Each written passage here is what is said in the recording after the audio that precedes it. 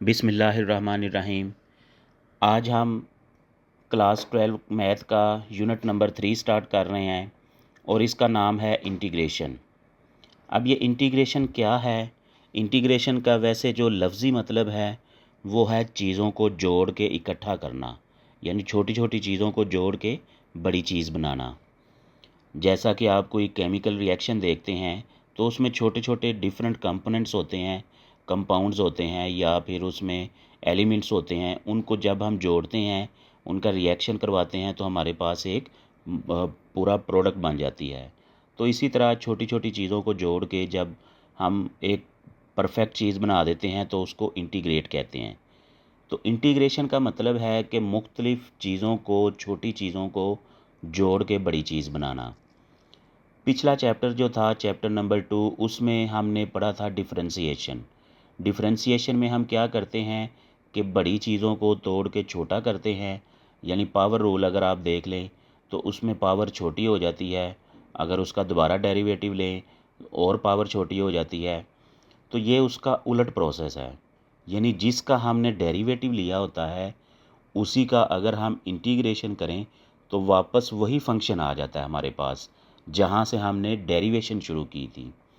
तो आइए देखते हैं कि चैप्टर 3 में इंटीग्रेशन किस तरीके से हम करेंगे और इसके क्या क्या रूल्स हैं और इसमें कौन कौन से फार्मूले यूज़ होंगे और आगे रियल लाइफ में इसकी क्या क्या एप्लीकेशंस हो सकती हैं। अब हम देखते हैं कि इंटीग्रेशन के अंदर जो सिंबल्स हैं या टर्म्स हैं उनके क्या क्या नाम हैं, क्योंकि ये हमने बार बार चीज़ें यूज़ करनी हैं। तो पहले तो इंटीग्रेशन का एक्सप्रेशन देख लें। ये जो सिंबल आपको नज़र आ रहा है ये इंटेग्रल साइन यानी इंटेग्रल का सिंबल कहलाता है, पॉइंट नंबर 1। उसके बाद point number 2, integral of f of x d x. तो इसे हम कहते हैं indefinite integral of f of x. Indefinite का जो लफ्ज़ी मतलब होता है वो इसका मतलब है कि जिसकी कोई हद नहीं, इनडेफिनेट। तो इनडेफिनेट इसे इसलिए कहते हैं क्योंकि यहाँ जो ऊपर एक्सप्रेशन लिखा हुआ है सी, तो सी की वैल्यू कुछ भी हो सकती है। सी की वैल्यू ज़ीरो भी हो सकती है, प्लस में भी हो सकती है, पॉइंट में भी हो सकती है, माइनस में भी हो सकती है, किसी भी शक्ल में हो सकती है, कोई भी रियल वैल्यू हो सकती है। तो इसलिए इसके बेशुमार आंसर हम लिख सकते हैं। जो एफ ऑफ एक्स है, कैपिटल एफ ऑफ एक्स, वो तो एक ही होगा, लेकिन सी की वैल्यू हमारे पास बेशुमार हैं। तो इसलिए इसको हम इंडेफिनेट इंटेग्रल कहते हैं। अब पॉइंट नंबर 3 में देखें, the function small f of x inside the integral sign is called the integrand. अब ये जो छोटा एफ ऑफ एक्स है जो इंटीग्रेशन सिंबल के अंदर होता है उसको हम इंटेग्रेंड कहते हैं, यानी जिसकी इंटीग्रेशन हमने फाइंड करनी होती है। Point number 4, the symbol D x is called the differential of x. Differential ये पहले भी आपने चैप्टर 2 में भी काफ़ी इसे पढ़ा है। Differential of D x, differential of x, it indicates the variables of integration. यानी ये हमें ये बताता है कि इंटीग्रेशन हम किस वेरिएबल के रिस्पेक्ट करनी है। तो अगर यहाँ पे dx लिखा है तो इसका मतलब है हमने x के रिस्पेक्ट इसकी डेरिवेशन करनी है, इंटीग्रेशन करनी है। अगर यहाँ t लिखा है तो t के रिस्पेक्ट इंटीग्रेशन करनी है। u लिखा है, थीटा लिखा है, कुछ भी लिखा है तो उसके मुताबिक हमने इसकी इंटीग्रेशन करनी है। Point number 5, capital F of x, it is called the anti derivative of f of x. यानी ये इसका एंटी डेरिवेटिव है या हम कह सकते हैं इंटीग्रेशन का आंसर है। और लास्ट पे point number 6, C is called the constant of integration. ये कांस्टेंट हम इसलिए लिखते हैं कि इसका आंसर कुछ भी हो सकता है। देखें जब हम डेरिवेशन करते हैं तो डेरिवेशन में कोई भी रकम, उस कांस्टेंट रकम का डेरिवेटिव ज़ीरो आ जाता है। लेकिन जब हम उसका रिवर्स प्रोसेस कर रहे होते हैं तो उसमें हमें नहीं पता चलता कि यहाँ पे कौन सा कांस्टेंट था। कोई भी कांस्टेंट हो सकता है, वहाँ पे ज़ीरो भी हो सकता था, 1 भी हो सकता था, -1 भी हो सकता था, कोई रकम भी हो सकती थी। तो इसलिए हम जब वापस इंटीग्रेशन का आंसर लिखते हैं तो हमने अपने फंक्शन को रिकवर करना होता है। किसी फंक्शन की जब हम डेरिवेशन करते हैं तो हमारे पास आंसर आता है, और उसी आंसर का वापस रिवर्स प्रोसेस एंटी डेरिवेशन जब हम करते हैं यानी कि इंटीग्रेशन, तो वही फंक्शन हमारे पास रिकवर हो जाता है। आइए इसकी एक छोटी सी एग्जांपल करते हैं। अब हम इंटीग्रेशन के कुछ बेसिक रूल्स पढ़ेंगे। ये रूल्स बिल्कुल वैसे ही हैं जैसे आपने डेरिवेटिव के बेसिक रूल पढ़े हैं कि कांस्टेंट का डेरिवेटिव क्या होता है, उसके बाद पावर रूल क्या होता है, उसके बाद दो फंक्शन प्लस हो रहे हों तो उसका डेरिवेटिव कैसे लेते हैं, मल्टीप्लाई हो रहे हों तो कैसे डेरिवेटिव लेते हैं। तो इसी तरह इंटीग्रेशन के भी रूल्स हैं। पहला रूल है कि अगर हमारे पास कोई कांस्टेंट के मतलब कांस्टेंट फंक्शन के साथ मल्टीप्लाई हो रहा हो यानी कि इंटेग्रेंड में इंटीग्रेशन के अंदर, तो उसको हम बाहर ला सकते हैं। तो रूल नंबर 1 में यही है। रूल नंबर 2 में अगर दो फंक्शन प्लस हो रहे हैं इंटेग्रेंड में तो उनको हम अलग-अलग इंटीग्रेशन उसकी लिख सकते हैं। इसी तरह अगर वो माइनस हो रहे हैं तो उनकी अलग-अलग इंटीग्रेशन लिख सकते हैं और फाइंड आउट कर सकते हैं। उसके बाद रूल नंबर 3 है पावर रूल। जैसे डेरिवेटिव में था इसमें भी है। तो पावर रूल डेरिवेटिव में क्या करते थे, एक्स पावर n-1 करते थे, यहाँ इसका उलट है, एक्स पावर n+1 करते हैं और उसी से हम डिवाइड भी कर देते हैं। यानी जो हम पावर में लिखते हैं वही डिवाइड में भी लिख सकते हैं। तो ये जनरल पावर रूल हो जाएगा इसका, F of x power n आगे एफ डैश एक्स। अच्छा, ये जो एफ डैश एक्स है ये भी बड़ी इम्पोर्टेंट चीज़ है। यहाँ इसका मतलब है कि जिस चीज़ का आप इंटेग्रल ले रहे हैं उसका डेरिवेटिव भी आगे मौजूद होना चाहिए। फ़र्ज़ करें आप एक्स की इंटीग्रेशन फाइंड करना चाह रहे हैं तो एक्स का डेरिवेटिव होता है 1, तो 1 आगे ऑलरेडी प्रेजेंट होता है, इसलिए आमतौर पे हम उसका डेरिवेटिव फाइंड नहीं करते। लेकिन अगर इसके अलावा कोई और फंक्शन है तो उसका डेरिवेटिव हम फाइंड किया करते हैं ताकि वो आगे जाके प्रेजेंट हो और फिर उसकी हम इंटीग्रेशन कर सकें। अब आगे रूल नंबर 4 है। 4 में देखें कि एफ ऑफ एक्स हमें नीचे डिवीजन में नज़र आ रहा है, तो इसकी जब हम इंटीग्रेशन करते हैं तो इसका आंसर आता है natural log F of x. लेकिन इसमें भी देखें कि इंटीग्रेशन करते हुए हमारे पास जो एफ ऑफ एक्स है उसका डेरिवेटिव ऊपर प्रेजेंट होना चाहिए। अगर डेरिवेटिव प्रेजेंट नहीं है तो हम उसे प्रेजेंट करेंगे, यानी अपने पास से एडजस्ट करके उसकी मौजूदगी को ज़ाहिर करेंगे, फिर उसके बाद उसकी इंटीग्रेशन करेंगे। अब रूल नंबर 5 है, इसे लीनियर सब्स्टिट्यूशन रूल कहते हैं, यानी हम सब्स्टिट्यूट कर रहे हैं। तो इसमें क्या है कि इसमें लाइन में देखें, integration of f of x d x is equal to f of x plus c, यानी जो इसका डेरिवेटिव पड़ा हुआ है सिंपली वो फंक्शन हमारे पास रिकवर हो जाता है। और अगर नीचे वाली लाइन पे देखें तो integral f dash into a x plus b into d x is equal to f of a x plus b over a, यानी कि वही जो फंक्शन डेरिवेटिव जिसका पड़ा हुआ है वो हमें रिकवर हो जाता है, और साथ ही साथ एक्स वेरिएबल के साथ जो कांस्टेंट है उसको हम डिवाइड कर देते हैं। तो ये इसकी लीनियर सब्स्टिट्यूशन मेथड है। तो आइए हम एक्सरसाइज 3.1 स्टार्ट करते हैं। ये इसकी एग्जांपल है, y is equal to X power 5 minus 2x⁴ plus 3x² minus 6x+7। ये हमारे पास एक फंक्शन है y का फंक्शन x की शक्ल में, इसका डेरिवेटिव लेते हैं जो कि हमने चैप्टर 2 में सीखा हुआ है। तो y का डेरिवेटिव होता है dy/dx, इसका डेरिवेटिव पावर शुरू में आ जाएगी 5x⁴, अब ये इससे मल्टीप्लाई होगा -8x⁻³ प्लस ये इससे मल्टीप्लाई होगा 6x, अब ये -6 और ये +0। अब इसको हम लिख सकते हैं dy/dx 5x⁴ -8x⁻³ plus 6x -6, ये इसमें प्लस हो जाएगा।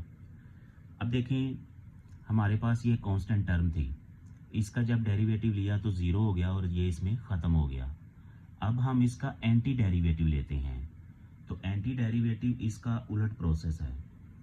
तो दोनों साइड पे हमने इसका एंटी डेरिवेटिव यानी इंटेग्रल लिया dy/dx। अब इधर भी हमने इंटीग्रेशन कर दी 5x⁴ -8x⁻³ प्लस 6x -6 और यहाँ पे dx लिख दिया, यानी किस वेरिएबल के रिस्पेक्ट हमने इसकी इंटीग्रेशन करनी है। अब ये उलट प्रोसेस है, एंटी डेरिवेटिव है, तो जो यहाँ पे वेरिएबल होता है वो हमारा रिकवर हो जाता है इंटीग्रेशन में। अब इस इंटीग्रेशन का मतलब है कि हर फंक्शन की अलग-अलग इंटीग्रेशन 5x⁴ dx -8 ये integration -8x⁻³ dx plus 6x -6, इसके साथ भी dx आएगा, dx हर रकम के साथ आएगा। अब मज़ीद हम क्या करते हैं कि ये जो कांस्टेंट है इसको बाहर ले आते हैं, ये हो जाएगा x⁴ dx x⁻³ dx x dx 1 dx। अब इंटीग्रेशन जो पावर रूल है, ये भी हमने पावर रूल अप्लाई किया था। इंटीग्रेशन का पावर रूल ये होता है कि x⁻n, इसके जब हम इंटीग्रेशन करते हैं तो ये बराबर आता है x⁻n+1 डिवाइडेड बाई n+1, तो ये इसके बराबर आता है। तो यहाँ हम पावर रूल लिखेंगे 5 4+1 divided by 4+1 -8 x⁻³ divided by 3+1 plus 6 x⁻1+1 divided by 1+1 -6। अब यहाँ पे कांस्टेंट है और कांस्टेंट की जो इंटीग्रेशन है वो x होती है, यानी जो वेरिएबल होता है वही हम यहाँ पे लिख देते हैं। ये पावर 5 हो जाएगी, ये नीचे 5, ये पावर 4 हो जाएगी और नीचे ये 4, ये पावर 2 हो जाएगी और नीचे 2, ये 6x ऐसे ही आ जाएगा। अब यहाँ पे देखें ये कट हो गया, ये भी कट हो के यहाँ पे 2 देगा, ये कट हो के 3 देगा। अब हम इसका आंसर लिख लेते हैं x⁻5 -2x⁻4 plus 3x² -6x। देखें जब हमने एंटी डेरिवेटिव लिया यानी कि इंटीग्रेशन की, तो हमारे पास वही फंक्शन आ गया जो हमारे पास ये था। इस फंक्शन की हमने इंटीग्रेशन की थी और इस फंक्शन की डेरिवेटिव लिया था इसका, तो डेरिवेटिव का एंटी डेरिवेटिव लिया तो वापस वही फंक्शन आ गया। x⁻5 -2x⁴ -2x⁴ plus 3x² plus 3x² -6x 7 plus 7। तो यहाँ पे ये नहीं हमसे रिकवर हो सका। तो इस चीज़ की कमी पूरी करने के लिए, क्योंकि ये कांस्टेंट है, कांस्टेंट का जब हमने डेरिवेटिव लिया था ये ज़ीरो होके ख़त्म हो गया था, इसलिए इसको रिकवर करना बहुत मुश्किल है, इम्पॉसिबल है। तो इसको रिकवर करने के लिए हम यहाँ पे c लिखते होते हैं, प्लस c। तो c इसलिए कह रहे हैं क्योंकि ये कांस्टेंट है, तो कांस्टेंट c से स्टार्ट होता है। तो ये कांस्टेंट का हमें नहीं पता कि यहाँ पे क्या था, इस क्वेश्चन में तो हमें पता चल रहा है, लेकिन जब हम एंटी डेरिवेटिव लेते हैं तब तो हमें इस तरह का फंक्शन दिया होता है।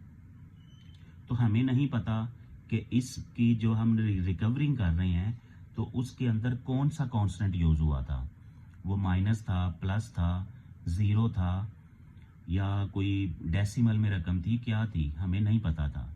तो इसलिए यहाँ पे हम c लिखते हैं। और इसे इंडेफिनेट इंटेग्रल इसलिए कहते हैं, इंडेफिनेट इस सिंबल को इसलिए कहते हैं क्योंकि हो सकता है c की वैल्यू 1 हो, 2 हो, 3 हो, -1 हो, 0 हो। तो यहाँ बेशुमार इसकी वैल्यूज़ हो सकती हैं, हमें नहीं पता। हम अपनी मर्ज़ी के मुताबिक कोई भी वैल्यू इसकी एडजस्ट कर सकते हैं। तो इसलिए इसे इंडेफिनेट इंटेग्रल कहते हैं, क्योंकि c की वैल्यूज़ बेशुमार निकल आती हैं हमारे पास। तो ये छोटा सा कॉन्सेप्ट था ताकि आपको क्लियर हो कि c हम क्यों लिखते हैं। और ये हमने ऑलमोस्ट कुछ एक्सरसाइजेज में लिखना है। जितना भी टॉपिक हमने इंडेफिनेट इंटेग्रल पढ़ना है तो वहाँ पे हमने c लिखना है। आगे जाके फिर डेफिनेट इंटेग्रल आएगा, उसमें c लिखने की ज़रूरत नहीं होगी। क्यों नहीं होगी, वो वहाँ पे हम इसको इंशाल्लाह डिटेल से स्टडी करेंगे। अब हम कुछ फार्मूले यूज़ करेंगे, इसको समझेंगे, जो आगे जाके हमने एक्सरसाइजेज में बल्कि पूरे चैप्टर में यूज़ करने हैं। तो यहाँ पे आपको टेबल नज़र आ रहा है, इसमें कंपैरिजन है बेसिकली डिफरेंटिएशन और इंटीग्रेशन का। तो यहाँ फार्मूले लिखे हुए हैं, आइए इसको रिवाइज़ करते हैं और इसको समझते हैं। पहला है d/dx ऑफ c, यानी कांस्टेंट का जो डेरिवेटिव है वो ज़ीरो होता है, और इंटीग्रेशन जो है वो ज़ीरो की कांस्टेंट है, कोई भी कांस्टेंट हो सकता है। यानी ये दोनों उलट हैं एक दूसरे के, जैसा कि पहले भी बात हुई कि इंटीग्रेशन जो है वो एंटी डेरिवेटिव है, यानी डेरिवेटिव का उलट। और ये हम जो डेरिवेटिव में फाइंड किया होता है उसकी रिकवरी भी करते हैं। तो यहाँ पे देखें, ज़ीरो की इंटीग्रेशन की तो हमारे पास वही कांस्टेंट रिकवर हो गया। अब दूसरा देखें, x का डेरिवेटिव 1 और इधर 1 की जो इंटीग्रेशन है वो x, लेकिन x के साथ साथ हम प्लस c भी लिखते हैं। तो ये आपको समझाया था कि प्लस c क्यों लिखते हैं, क्योंकि ये किस से कांस्टेंट आया था, कांस्टेंट क्या था हमें नहीं पता था, तो इसलिए हम यहाँ पे c लिखा करते हैं। तीसरा है पावर फार्मूला। डेरिवेटिव में पावर फार्मूला बराबर होता है n(x⁻n−1),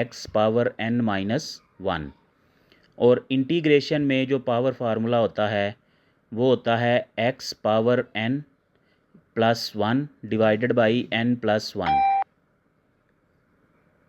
और आगे चौथा, नेचुरल लॉग x का जो डेरिवेटिव है वो 1/x होता है, और जब हम इसको रिकवर करते हैं तो 1/x की integration natural log x plus c तो हमने लिखना ही होता है।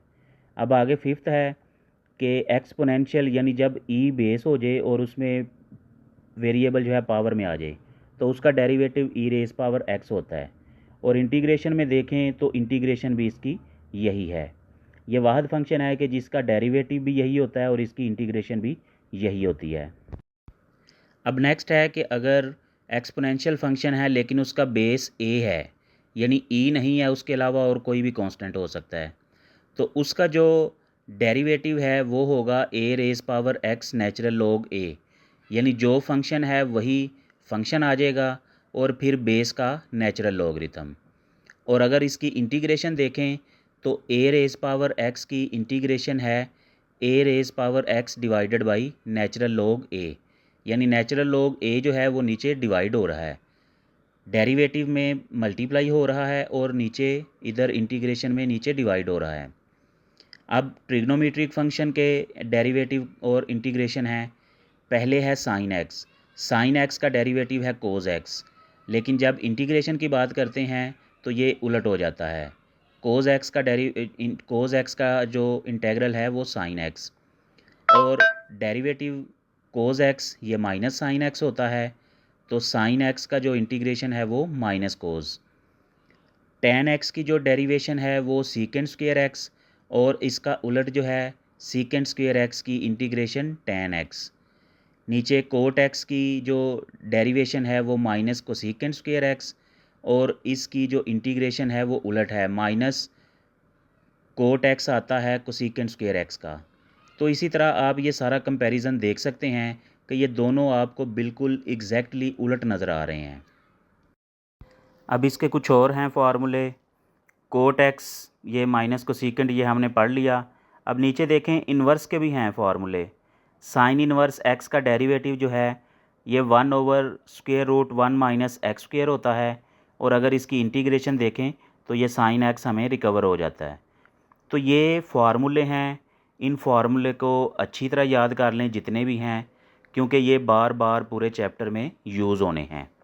डेरिवेशन के भी रिवाइज़ कर लें और इंटीग्रेशन के याद कर लें। अब हम एक्सरसाइज 3.1 स्टार्ट करते हैं। इस एक्सरसाइज में हम इसका जो बेसिक कॉन्सेप्ट अभी हमने सीखा है और उसके जो फार्मूले हैं, रूल्स वगैरह हैं, उनको हम स्टडी करेंगे। तो आइए इसे स्टार्ट करते हैं। क्वेश्चन नंबर 1 है, find anti derivative of each derivative. इसके दो पार्ट्स हैं, इसमें हमने ये डेरिवेटिव गिवन है, इसका एंटी डेरिवेटिव यानी कि इंटीग्रेशन हमने इसकी फाइंड करनी है। तो सॉल्यूशन में हमने सबसे पहले ये रकम लिखी जो भी फंक्शन गिवन है, आगे इसका लिख दिया टेक डिफरेंशियल। अब जब डिफरेंशियल लेना है तो ये इंटीग्रेशन का सिंबल हमने लिख दिया और साथ में हमने dx लिख दिया। dx इसलिए क्योंकि ये जो हमारा फंक्शन है x में है, और अगर हमारे पास x के अलावा कोई और वेरिएबल होगा जैसा कि इसमें आपको नज़र आ रहा है, तो इसका हम t के रेस्पेक्ट इंटीग्रेट करेंगे। तो जो यहाँ पे वेरिएबल यूज़ होगा उसी के रेस्पेक्ट आपने यहाँ पे डिफरेंशियल लेना है। तो ये इंटीग्रेशन का सिंबल, ये डेरिवेटिव लिखा हुआ है और ये dx। अब ये कांस्टेंट है तो ये इंटीग्रेशन सिंबल से बाहर आ जाएगा। x पावर 4 का हमने इंटीग्रेट करना है इसको, और साथ में dx लिख दिया। अब ये हमने सीखा है कि डेरिवेटिव जो होता है उसका जब हम इंटीग्रेशन करते हैं उसकी, तो वो बेसिकली फंक्शन आ जाता है जिसका हमने डेरिवेटिव लिया होता है, तो ये वापस y में आ जाता है, यानी उसको दोबारा रिकवर कर लिया हमने। पहले हमने y का डेरिवेटिव लिया पिछले चैप्टर में, तो वो dy/dx, तो जब उसका एंटी प्रोसेस किया, एंटी डेरिवेटिव लिया, तो ये यहाँ पे वापस रिकवर होके हमें y मिल गया। अब ये 100 तो ऐसे ही आ जाएगा, और यहाँ पे पावर रूल हमने देखा कि अप्लाई होगा। पावर रूल अप्लाई करने से क्या है कि इसकी पावर में +1 कर देंगे, और डिवीजन के नीचे भी जो हमने यहाँ लिखा है यानी n+1, तो n+1 के साथ इसे डिवाइड भी कर देंगे।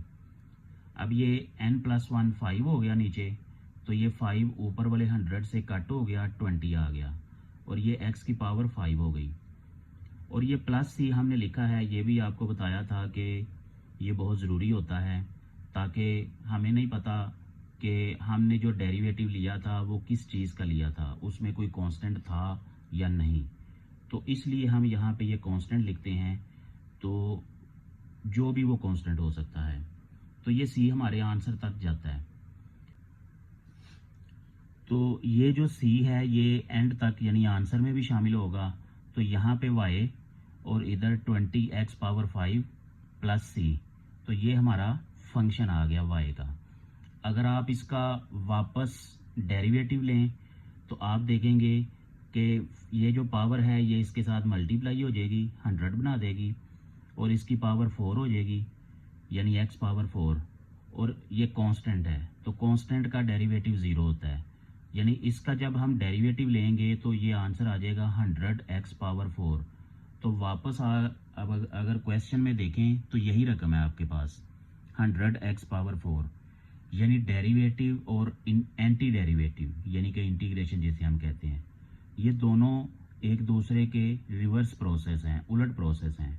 अगर हम किसी फंक्शन का डेरिवेटिव लें, जैसा कि ये उलट हम चलें, तो हमारे पास ये आ जाएगा, और अगर इसका एंटी डेरिवेटिव लें यानी इसकी इंटीग्रेशन करें तो हमारे पास वापस वही फंक्शन रिकवर हो जाता है। अब हम पार्ट नंबर 2 करते हैं। dy/dt is equal to 2 + 24t³ - 10t⁴। Solution में हमने यही रकम दोबारा लिखी। अब हम इसका डिफरेंशियल लिखेंगे, ये इंटीग्रेशन का सिंबल लिखा dy/dt। अब चूंकि ये फंक्शन t में है तो इसलिए हम इसको dt लिखेंगे, इधर भी dt लिखेंगे। अब इसको हमने रिकवर कर लिया इसका एंटी डेरिवेटिव लेके, तो यहाँ पे फंक्शन y आ गया हमारे पास। अब यहाँ पे हमने इन सब का अलग-अलग, चूंकि ये हमारे पास 3 फंक्शंस हैं, पहले पार्ट में तो एक फंक्शन था, अब यहाँ पे 3 डिफरेंट फंक्शंस हैं, तो यहाँ पे रूल अप्लाई करके हम हर एक का अलग-अलग एंटी डेरिवेटिव लेंगे। तो इसका अलग ले लिया, dt इसके साथ भी आ गया, और ये 24 ये चूँकि कांस्टेंट है इसको बाहर ले लिया, तो anti derivative of t⁻3 dt -10 constant है ये बाहर ले लिया, anti derivative of t⁻4 dt। अब ये कांस्टेंट है ये शुरू में लिख लिया। अब 1 का जो डेरिवेटिव है वो इस वेरिएबल के लिहाज से t आ जाएगा, sorry integration, +24 t⁻3 power rule apply होगा, t⁻3 + 1 डिवाइडेड बाई 3 + 1, यानी वो फार्मूला याद है आपको, पावर n+1 यानी जो वेरिएबल है यहाँ पे उसकी power n+1 divided by n+1 -10। अब इसका जो एंटी डेरिवेटिव लिया t⁻4 formula power formula apply होगा 4 + 1 डिवाइडेड बाई 4 + 1, और ये एंटी डेरिवेटिव का कांस्टेंट यानी इंटीग्रेशन का कांस्टेंट। अब ये ऐसे ही आ जाएगा 24, और ये 3 + 1 4, और ये 4 + 1 5। अब ये 5 इस 10 से कट हो जाएगा, 2 आ जाएगा, 4 इससे कट हो के 6 हो जाएगा, तो हमारे पास फाइनल आंसर आ जाएगा y = 2t + 6t⁻4 - 2t⁻5 + c। अब अगर आप इसे चेक करना चाहते हैं तो इसका दोबारा डेरिवेटिव ले लें, ये हो जाएगा dy/dt, और इसका डेरिवेटिव लेंगे तो ये कांस्टेंट है 2 आ जाएगा, तो ये देखें 2 है। इसका डेरिवेटिव लेंगे, ये पावर इससे मल्टीप्लाई हो जाएगी 24 t⁻3, तो ये वही है, -2 t⁻5। इसका डेरिवेटिव लेंगे, ये इससे मल्टीप्लाई हो के -10 हो जाएगा, और t⁻4 -10 t⁻4, और कांस्टेंट का डेरिवेटिव 0 होता है तो वो इसलिए ख़त्म हो गया। ये सी हम इसीलिए लिखते हैं कि हो सकता है यहाँ पे मेन फंक्शन में कोई कांस्टेंट यूज़ हुआ हो, और चूंकि उसका डेरिवेटिव 0 होता है तो इसलिए वो ख़त्म हो जाता है। ये प्लस भी हो सकता है, माइनस भी हो सकता है, 0 भी हो सकता है, कांस्टेंट है, कुछ भी हो सकता है। अब क्वेश्चन नंबर 2 करते हैं। Find each indefinite integral, check answer by differentiating. अब पहले तो हमने इन सब का इंटेग्रल यानी इंटीग्रेशन इसकी फाइंड करनी है, फिर उसकी चेकिंग करनी है, काउंटर वेरिफिकेशन करनी है बाय टेकिंग डिफरेंशिएशन। यानी जो क्वेश्चन 1 में हम कर रहे थे यहाँ पे उसने कह दिया है कि आपने इसकी चेकिंग, रिवर्स चेकिंग भी करनी है। तो पार्ट नंबर 1 है इंटेग्रल 1 + 2t dt। तो सॉल्यूशन में रकम लिखी। अब चूंकि ये 2 फंक्शन हैं, प्लस हो रहे हैं, तो इनको हम सेपरेट करके लिख देंगे। अब 1 का जो इंटेग्रल है वो t होता है और 2 स्टार्ट पे आ जाएगा और t ये पावर रूल अप्लाई होगा, t पावर 1+1 डिवाइडेड बाई 1+1 और ये इंटीग्रेशन का कांस्टेंट आ जाएगा। अब ये 2 ओवर ये भी 2 हो जाएगा, ये कट हो जाएगा आपस में, तो यहाँ पे फाइनल आंसर आएगा हमारे पास t plus t square plus c. तो ये इसका फाइनल आंसर आ गया। अब इसकी चेकिंग करते हैं। चेकिंग में हम क्या करेंगे, इसका डेरिवेटिव लेंगे। ये चूँकि t हमारे पास वेरिएबल है तो इसलिए t के रिस्पेक्ट डेरिवेट कर दिया इसको। तो अब ये 3 टर्म्स हैं, तीनों का अलग-अलग डेरिवेटिव लिख दिया। इसका डेरिवेटिव 1 आ गया, इसका डेरिवेटिव 2t आ गया और इसका डेरिवेटिव 0 आ गया। यानी ओवरऑल हमारे पास रकम बन गई 1 + 2t। तो ये देखें क्वेश्चन के अंदर बिल्कुल हमारे पास वही रकम है 1 + 2t। इसका मतलब है कि ये ओके है। अब इसी का पार्ट 2 करते हैं। अब इसमें देखें वेरिएबल u इस्तेमाल हो रहा है, तो इसलिए आपको यहाँ पे भी du नज़र आ रहा है। तो सॉल्यूशन में हमने पहले रकम लिख ली, 2 फंक्शंस प्लस हो रहे हैं तो इनको अलग-अलग लिख दिया। इसकी इंटीग्रेशन की, ये कांस्टेंट बाहर आ गया, यहाँ पे पावर रूल अप्लाई होगा, u पावर n+1 यानी 2 + 1 डिवाइडेड बाई 2 + 1। यहाँ भी कांस्टेंट शुरू में आ गया और इस पे पावर रूल अप्लाई होगा, u पावर 1 + 1 डिवाइडेड बाई 1 + 1 और ये कांस्टेंट ऑफ इंटीग्रेशन। अब इसको प्लस करेंगे 3 हो गया, इसको प्लस करेंगे 2 हो गया, ये ऊपर नीचे 3 कट हो गया, ये ऊपर नीचे 2 के टेबल पे कट हुआ, ये 2 आ गया। तो इसका फाइनल आंसर आ गया हमारे पास u power 3 plus 2u power 2 plus c। अब इसकी हम चेकिंग करते हैं डेरिवेटिव लेके। इसका डेरिवेटिव लिया तो ये चूंकि 3 रकमें हैं, इनका अलग-अलग डेरिवेटिव अप्लाई कर दिया। अब इसका डेरिवेटिव होगा 3u2 यानी 3u²। तो ये पहली रकम हमारे पास यही है और इसका डेरिवेटिव आ गया, ये मल्टीप्लाई होकर 4u, तो यही हमारे पास दूसरी रकम है। और ये कांस्टेंट है तो कांस्टेंट का डेरिवेटिव 0 होता है, तो इसका मतलब है कि ये ओके है। अब क्वेश्चन 2 का पार्ट 3 करते हैं। 100x power 8 dx। सॉल्यूशन में ये रकम लिखी, अब इसकी इंटीग्रेशन की, सिंगल रकम है, इधर ही इसको अप्लाई कर दिया, पावर रूल अप्लाई होगा। 100 इंटीग्रेशन सिंबल से बाहर आ गया, x पावर 8 + 1 डिवाइडेड बाई 8 + 1, तो ये हो जाएगा 9 और ये भी हो जाएगा 9। तो इसकी कोई कटिंग नहीं हो सकती, इसलिए यही इसका आंसर बन जाएगा 100/9 x पावर 9 प्लस c ये जो है ये कांस्टेंट ऑफ इंटीग्रेशन है। अब इसकी चेकिंग करते हैं। इसका डेरिवेटिव लिया, दोनों रकमों का अलग-अलग कर दिया। अब ये कांस्टेंट है, ये बाहर आ गया। x पावर 9 का मतलब है कि 9 पावर शुरू में आ गई और इसकी पावर 8 हो जाएगी। अब ये वाला 9 और नीचे वाला 9 कट हो जाएगा तो हमारे पास 100 आएगा, 100x पावर 8 और ये कांस्टेंट का डेरिवेटिव 0। तो इसका मतलब है कि हमने वापस वही फंक्शन जो है वो रिकवर कर लिया। अब पार्ट नंबर 4, इसमें x वेरिएबल है तो ये dx है, सॉल्यूशन में रकम लिख ली। अब यहाँ देखें 2 फंक्शन है हमारे पास, प्लस हो रहे हैं, तो इन दोनों का अलग-अलग ये जो इंटेग्रल लिख लिया। अब ये 2 कांस्टेंट है, ये बाहर आ गया, यहाँ पे पावर रूल अप्लाई होगा, x पावर -2 यानी कि x पावर -2 + 1 डिवाइडेड बाई -2 + 1 और इधर भी 3 बाहर आ गया, कांस्टेंट है, पावर रूल अप्लाई होगा, x पावर -3 + 1 डिवाइडेड बाई -3 + 1 और ये कांस्टेंट ऑफ इंटीग्रेशन। ये हमने लिखना ही होता है, लाजमी लिखना होता है। तो ये सिंप्लीफाई करके -1 हो गया और वो -1 जो है इसके साथ सिंबल चेंज कर देगा, तो इसका आंसर आ गया -2x पावर -1 और इसका आंसर आ जाएगा -3 + 1, ये -2 होता है, तो 2 नीचे लिख दिया और माइनस ये वाला सिंबल इधर आ गया और इसकी पावर -2 हो गई। ये हमारे पास इसका आंसर आ गया।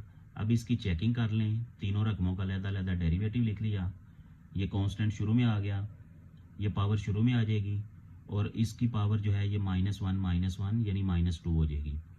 अब ये वाला माइनस और ये वाला माइनस मल्टीप्लाई होके +2 हो जाएगा। तो पहली रकम हमारी बन गई 2x पावर -2। तो ये बिल्कुल वही रकम है जो हमारे पास यहाँ क्वेश्चन में है। दूसरी रकम को देखें, ये पावर जो है ये शुरू में आ जाएगी, यहाँ पे ये लिख दी।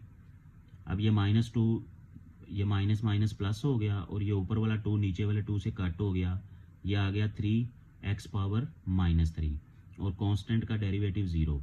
तो ये दूसरी रकम वही है जो हमारे पास लिखी हुई है। तो ये भी हमने चेकिंग करके रिकवर कर ली। तो इसके साथ ही क्वेश्चन नंबर 2 कंप्लीट हो जाता है। अब क्वेश्चन नंबर 3 स्टार्ट करते हैं। इवेल्यूएट द फॉलोइंग, यानी इसकी हमने वैल्यू फाइंड करनी है।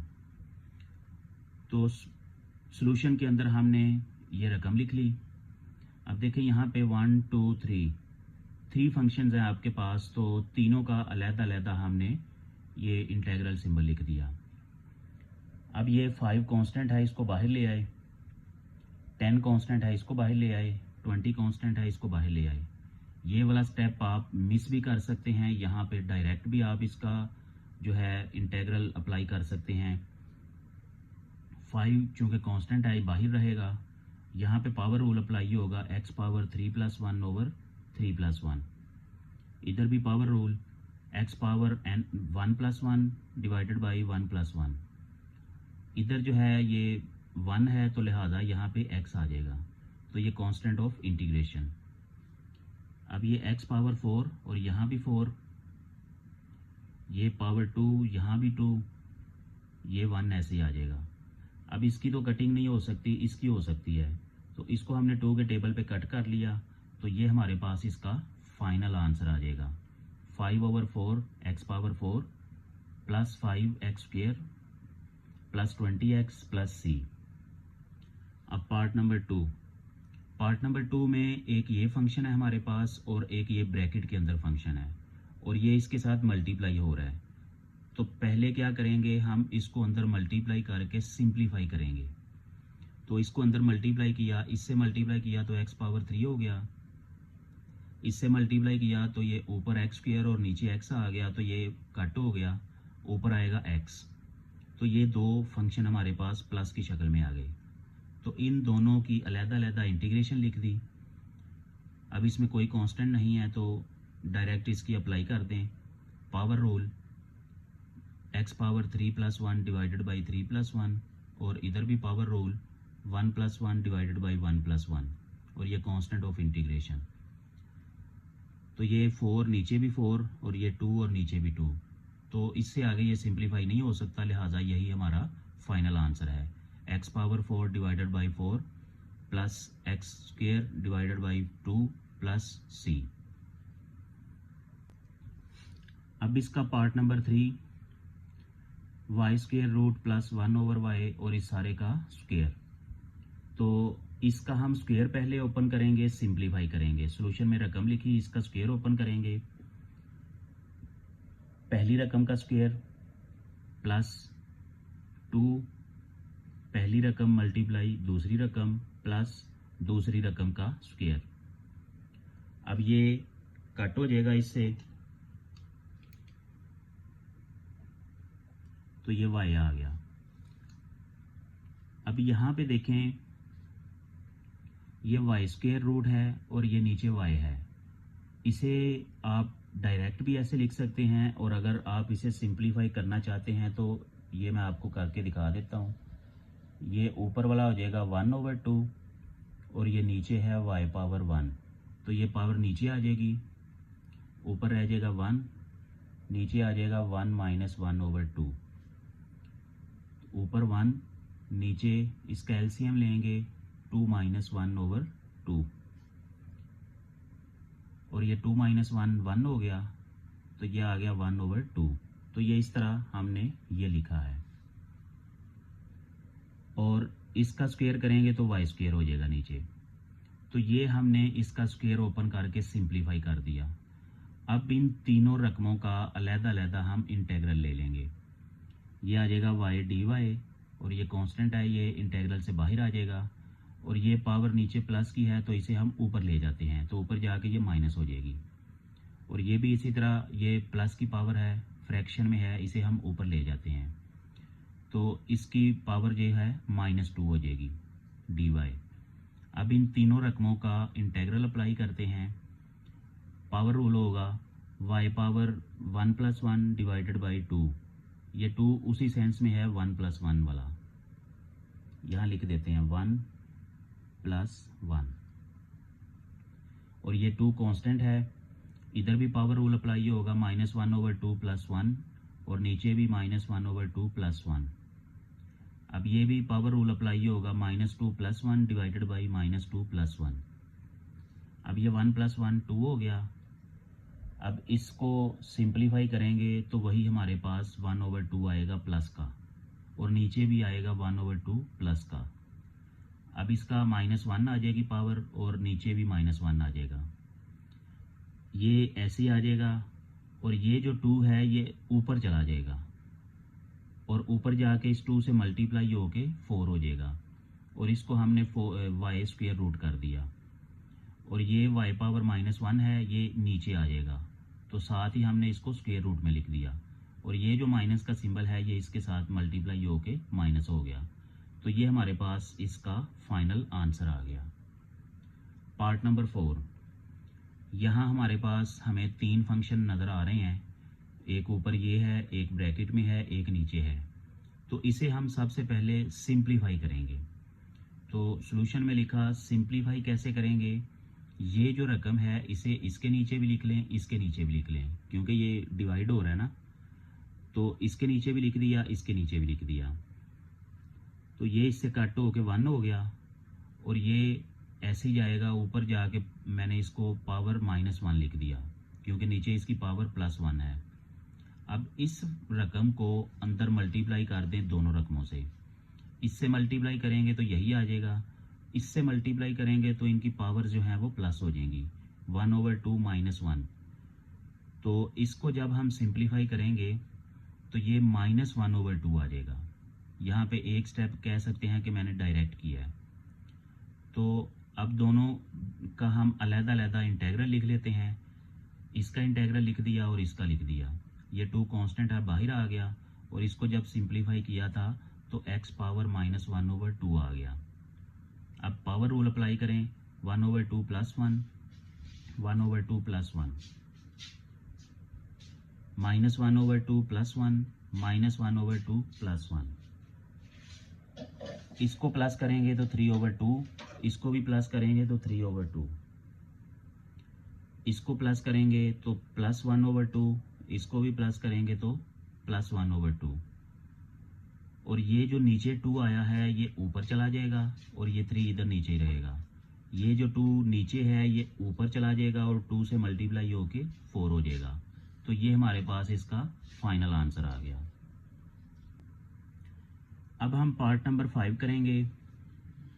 x+1 over square root x+2, इसकी इंटीग्रेशन करनी है हमने, सॉल्यूशन में रकम लिख दी। अब यहाँ पे हम चाहते हैं कि जो नीचे वाली रकम है वही हम किसी तरीके ऊपर बना दें। तो यहाँ नीचे हमारे पास x+2 है, तो ऊपर हमारे पास x+1 है, तो उसके लिए हमने अपने पास से +1 -1 लिख दिया। तो अब ये +1 +1 मिलके +2 हो गया, और ये -1 ऐसे ही रहने दिया। अब इसमें ये जो नीचे वाली रकम है एक दफ़ा इसके नीचे लिख दें और एक दफ़ा इसके नीचे लिख दें, सेपरेट कर दें। अब इस ऊपर वाली रकम को हम अपने पास से इस तरह लिख सकते हैं, यानी इसका स्क्वायर रूट भी ले लिया और साथ साथ इसका स्क्वायर भी कर लिया। इस तरह करने से इस पर कोई फ़र्क नहीं पड़ेगा। और इसको क्या किया, ये इसकी पावर बेसिकली नीचे +1/2 है, तो इसे हम ऊपर ले गए, ऊपर ले जाके ये हो गए पावर -1/2। अब इसमें देखें, ये जो नीचे वाला स्क्वायर रूट ये रकम है ये इससे कैंसिल हो जाएगी एक पावर से, और एक पावर इसके ऊपर बाकी बच जाएगी, तो वो हमने लिख लिया। स्क्वायर रूट एक्स प्लस 2 और इधर एक्स प्लस 2 इसकी पावर -1/2।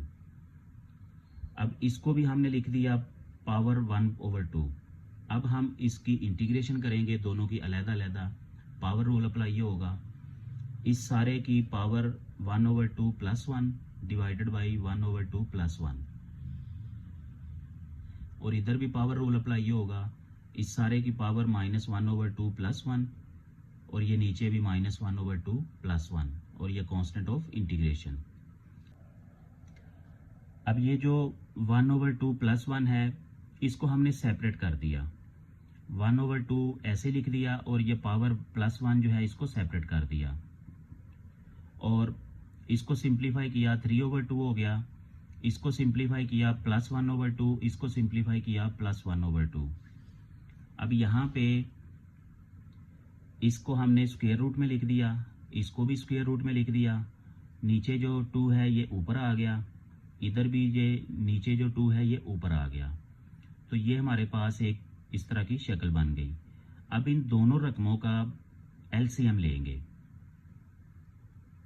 जब हमने एलसीएम लिया तो नीचे ये 3 आ गया, और इधर ये 3 इसके साथ मल्टीप्लाई होके 6 हो गया। अब यहाँ पे देखें, एक ये रकम है आपके पास ऊपर, एक ये रकम है आपके पास ऊपर। तो यहाँ से 2 कॉमन ले लिया, और x + 2 स्क्वायर रूट इधर भी है इधर भी है, उसको भी कॉमन ले लिया। तो ब्रैकेट लिखी, यहाँ पे हमारे पास ये फैक्टर बच गया, इसको लिखा x + 2, और यहाँ पे 3 बचा, तो ये -3 लिख दिया। अब ये जो नीचे वाला 3 है, इसको मैंने इसके नीचे लिख दिया, क्योंकि ये सारी रकमें मल्टीप्लाई हो रही हैं। तो चाहे आप इसको एक रकम के नीचे लिख लें, और चाहे तो पूरी लाइन लगा दें, एक ही बात है। उसके बाद इसको सिंप्लीफाई करें, तो ये +2 - 3 ये -1 हो जाएगा। तो यही हमारा फाइनल आंसर बन जाएगा, 2/3 square root x + 2 bracket x - 1, और ये कांस्टेंट c। अब इसका पार्ट नंबर 6 करते हैं। इसकी रकम है ax + b divided by square root के अंदर है ax² + 2bx + c। सॉल्यूशन के अंदर ये रकम लिखी। अब इसमें जो ये नीचे वाली स्क्वायर रूट आपको यहाँ नज़र आ रहा है, उसको लिख दिया 1/2। अब इस नीचे वाली सारी रकम को हम ऊपर ले गए, और ऊपर जाके ये पावर -1/2 हो जाएगी, और ये जो ऊपर फैक्टर है इसको हमने साइड पे लिख दिया। अब इसमें ये वाला फार्मूला यूज़ होगा, जो रूल है हमारा, कि पावर रूल जब हम लेते हैं तो इसके आगे बेसिकली इसका डेरिवेटिव मौजूद होना चाहिए। यानी f(x) हमारे पास एक फंक्शन है, इसको हमने इंटीग्रेट करना है, तो ये इसकी पावर है। तो ये उसी वक्त होगा जब f(x) का यहाँ पे डेरिवेटिव प्रेजेंट हो। अभी पीछे जितने भी हमने क्वेश्चंस पार्ट्स किए हैं, उनके अंदर आमतौर पे यहाँ पे x होता था और इसकी पावर होती थी। तो x का डेरिवेटिव 1 होता था, इसलिए हम उसको लिखने की ज़रूरत नहीं पड़ती थी। लेकिन अब यहाँ पे थोड़ा सा चेंज है, डिफरेंट है। तो अब हम यहाँ पे f' को उसकी मौजूदगी को प्रेजेंट करेंगे, इंश्योर करेंगे। अब देखें f(x) इसका डेरिवेटिव यहाँ पे प्रेजेंट होना चाहिए। तो अगर हम इसको f(x) कह रहे हैं, तो इसका ज़रा डेरिवेटिव देखें ब्रैकेट वाली रकम का। तो इसका डेरिवेटिव बनेगा 2ax + 2b + 0। तो हम कह सकते हैं हमें चाहिए 2ax + 2b। तो उसके लिए हमें ऊपर 2 चाहिए, ताकि हम इसको अंदर मल्टीप्लाई कर सकें। तो इसको ऊपर 2 लिखने के लिए नीचे साथ ही हमने डिवाइड भी कर दिया।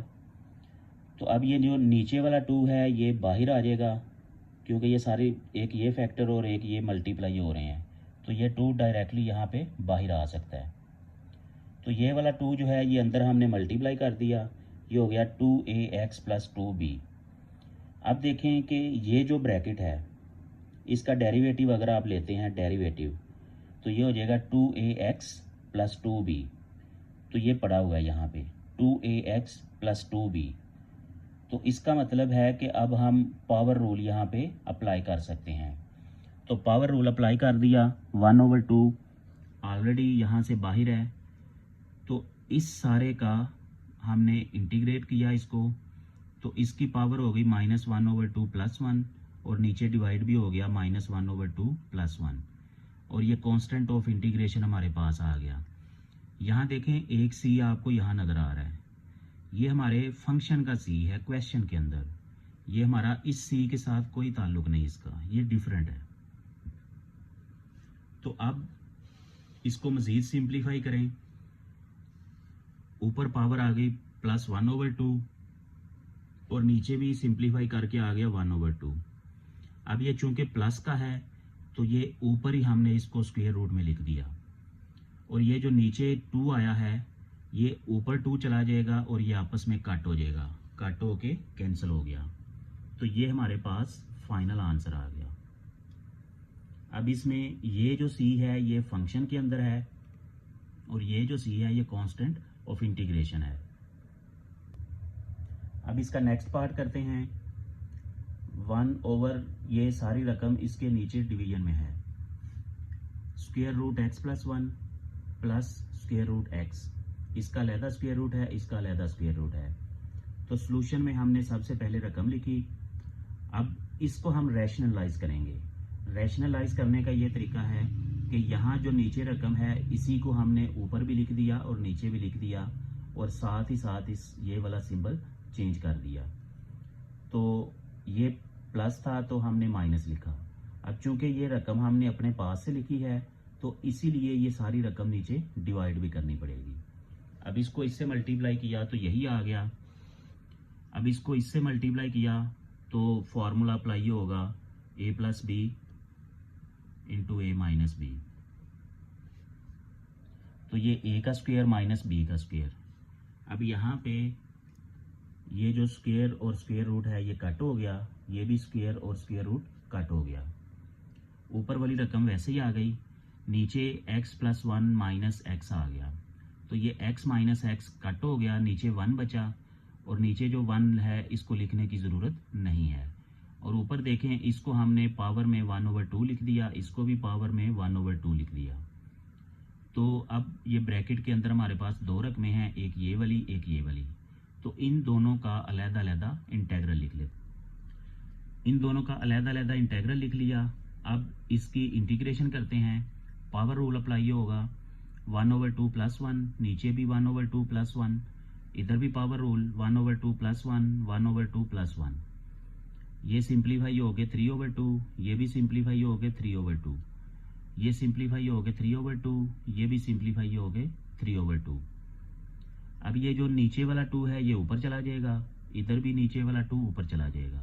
तो इसका फाइनल आंसर आ जाएगा 2/3 × x + 1, इसकी पावर 3/2 - 2/3 x पावर 3/2 + c।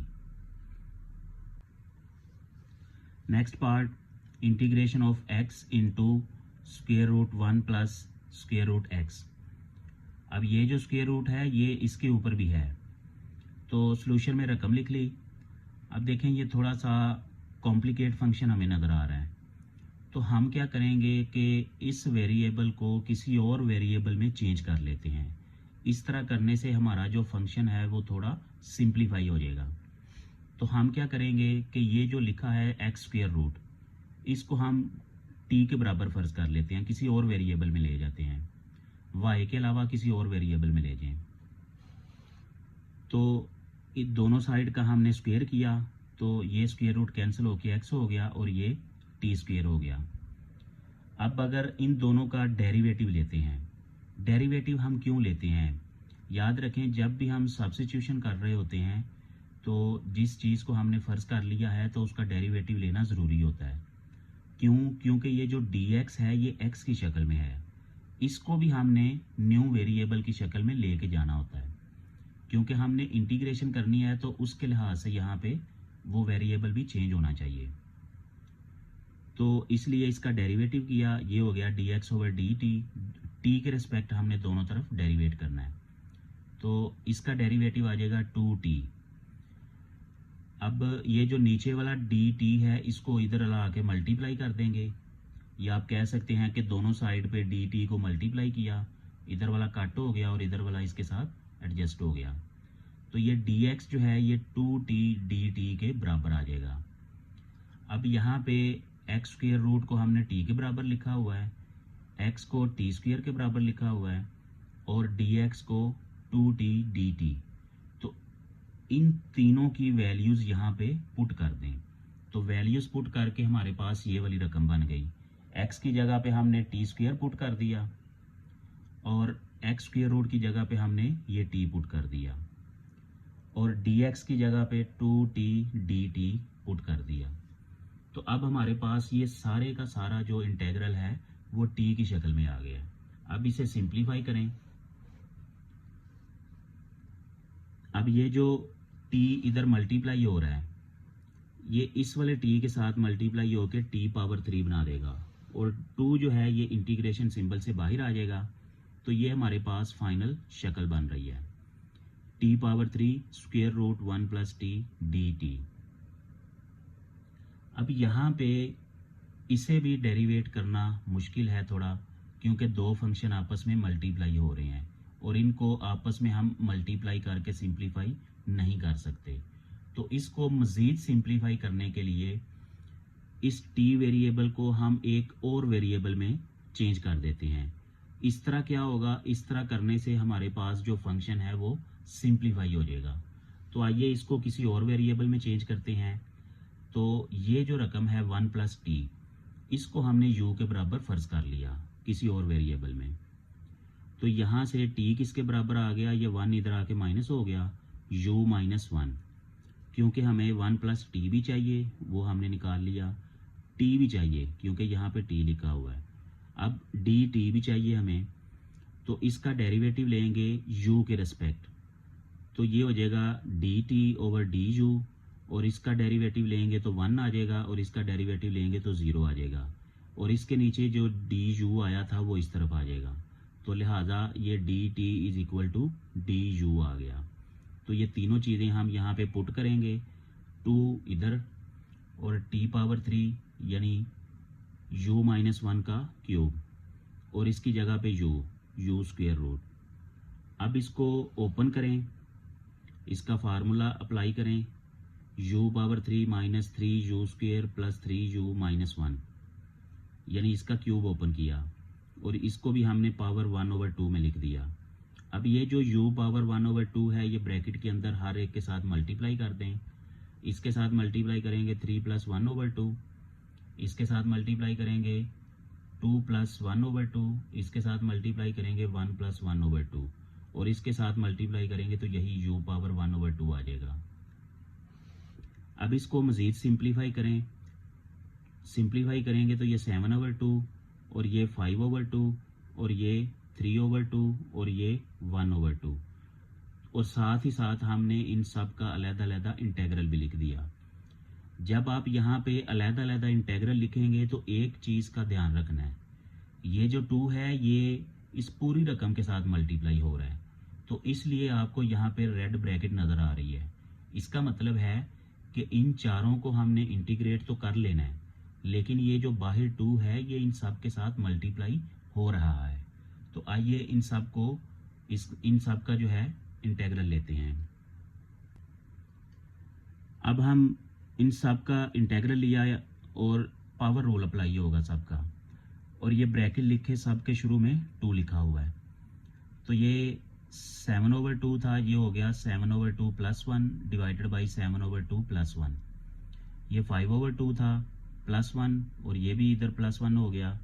ये 3/2 था प्लस 1 हो गया 3/2 प्लस 1।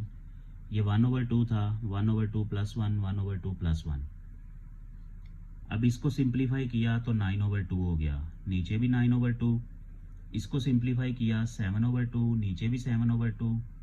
इसको सिंप्लीफाई किया 5/2, नीचे भी 5/2। इसको सिंप्लीफाई किया 3/2, नीचे भी 3/2। अब ये जो नीचे 2 आ रहा है ये ऊपर आ जाएगा, इधर भी नीचे वाला 2 ऊपर आ जाएगा, इधर भी नीचे वाला 2 ऊपर आ जाएगा, इधर भी नीचे वाला 2 ऊपर आ जाएगा। उसके बाद ये 9/2, 9/2, ये 7/2, 7/2, 5/2, 5/2, 3/2, 3/2। अब ये देखें, ये जो 2 है ये मल्टीप्लाई हो रहा है, तो इस 2 को अंदर हम हर रकम के साथ मल्टीप्लाई कर देंगे और ब्रैकेट ओपन कर देंगे। ये हो जाएगा 4/9, ये हो जाएगा 3 × 2 और ये भी 2, 12 हो जाएगा, 12/7। ये 3 × 2 6 और ये वाला 2 × 12 हो गया, ये 2 × 2 4 हो गया। अब ये हमारे पास u की शक्ल में फाइनल आंसर आ गया, लेकिन हमारा जो क्वेश्चन था वो x की शक्ल में था, इसलिए हमने अपना आंसर भी x की शक्ल में लेके आना है। तो यहाँ हमने लिखा क्योंकि u जो है वो हमारा 1 + t के बराबर है, तो अब हम क्या करेंगे, इस सारी रकम को t में कन्वर्ट करेंगे। तो t में कन्वर्ट करने से बेहतर है कि हम t को भी ये लिख के साथ ही कह दें कि u हमारा इसके बराबर है। तो यानी u से डायरेक्ट ही आप x में चले जाएं। अगर आप पहले t में लेके जाना चाहते हैं तो फिर भी ठीक है, हो सकता है। तो लेकिन ऑप्शन है आपके पास, सिंप्लीफाइड रिलेशन है, तो इसलिए t की जगह पे हमने x² लिखा, तो u हमारे पास ये बन गया। तो जहाँ जहाँ आपको u नज़र आ रहा है ये वाली रकम लिख दें, तो आपके पास ये सारा आंसर x की शक्ल में चला जाएगा। तो ये हमारे पास आंसर है 4/9 × 1 + x² पावर 9/2 माइनस 12/7 × 1 + x² ब्रैक power 7/2 plus 12/5 × 1 + x² power 5/2 minus 4/3 × 1 + x² power 3/2। तो ये इसका फाइनल आंसर है। अब नेक्स्ट पार्ट करते हैं, integral of x over a + bx power 3 dx। तो सॉल्यूशन में हमने सबसे पहले रकम लिखी। अब यहाँ पे देखें कि हम चाहते हैं कि ये जो ब्रैकेट के अंदर रकम है वो हमारे पास ऊपर रकम बन जाए। तो उसके लिए हमें x के साथ b चाहिए, तो पहले हम x के साथ b लिखेंगे, मल्टीप्लाई करेंगे, और ये चूंकि हमने अपने पास से किया तो इसलिए b को डिवाइड भी करेंगे। अब ये जो डिवाइड हो रहा है ये तो कांस्टेंट के तौर पे बाहर आ जाएगा और ये इसके साथ लग जाएगा। अब हमें ऊपर a भी चाहिए, तो अपने पास से हमने a लिखा, तो इसलिए -a भी लिखेंगे, +a - a। तो ये हमारे पास बन जाएगा, ये इसके साथ मिलके a + bx हो जाएगा और ये a अलहदा हो जाएगा, और नीचे वाली रकम को हमने दोनों के नीचे अलहदा लिख दिया। तो a + bx over a + bx power 3, ये इसकी पावर 1 है और इसकी पावर 3 है, और ये रकम भी अलहदा हो गई। अब यहाँ नेक्स्ट स्टेप में हम क्या करेंगे, इन दोनों को अलहदा कर देंगे, अलहदा इंटेग्रल में लिख देंगे। तो ये जो 1/b है इसके साथ भी आ जाएगा एज अ कांस्टेंट बाहर, और इसके साथ भी आ जाएगा एज अ कांस्टेंट बाहर की तरफ। तो ये जो ऊपर वाला a कांस्टेंट है, ये जब यहाँ पे हम लिखेंगे तो ये भी बाहर चला जाएगा। और ये देखें इसकी पावर 1 है, चाहे तो आप कट कर लें, या दूसरा तरीका ये भी है कि इधर 1 लिखा रहे, ये पावर 3 ऊपर जाके माइनस हो जाए, तो 1 - 3 = -2 पावर आ जाएगी। तो इसे भी आप ऊपर ले जाके पावर -3 लिख सकते हैं। उसी तरह किया हमने, ये पावर को ऊपर ले गए 1 - 3, इसको भी ऊपर ले गए -3, और ये b को इस रकम के साथ भी नीचे लिख दिया, इस रकम के साथ भी नीचे, और इसका जो a कांस्टेंट था वो बाहर आ गया। अब यहाँ पे देखें कि ये वाला जो रूल आपको नज़र आ रहा है, f(x) पावर n f'(x), यानी जिस चीज़ का हमने इंटेग्रल लेना है उसका डेरिवेटिव आगे पड़ा होना चाहिए उस फंक्शन का।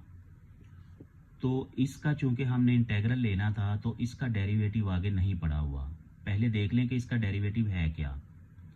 a + bx, इसका डेरिवेटिव 0, इसका डेरिवेटिव b, यानी ओवरऑल इसका डेरिवेटिव b आएगा।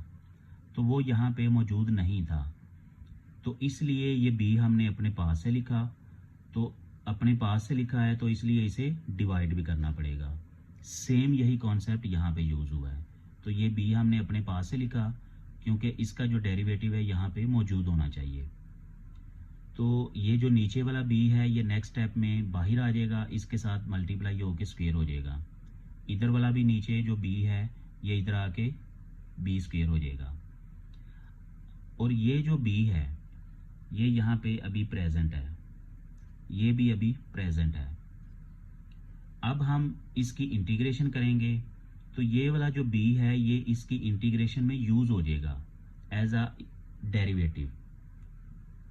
तो इसकी इंटीग्रेशन पावर रूल अप्लाई होगा -2 + 1 डिवाइडेड बाई -2 + 1। इधर भी -3 + 1 डिवाइडेड बाई -3 + 1 और ये कांस्टेंट ऑफ इंटीग्रेशन। अब इसे सिंप्लीफाई करें, ये -1 आ गया, ये भी -1 आ गया, ये -2 आ गया, ये भी -2 आ गया।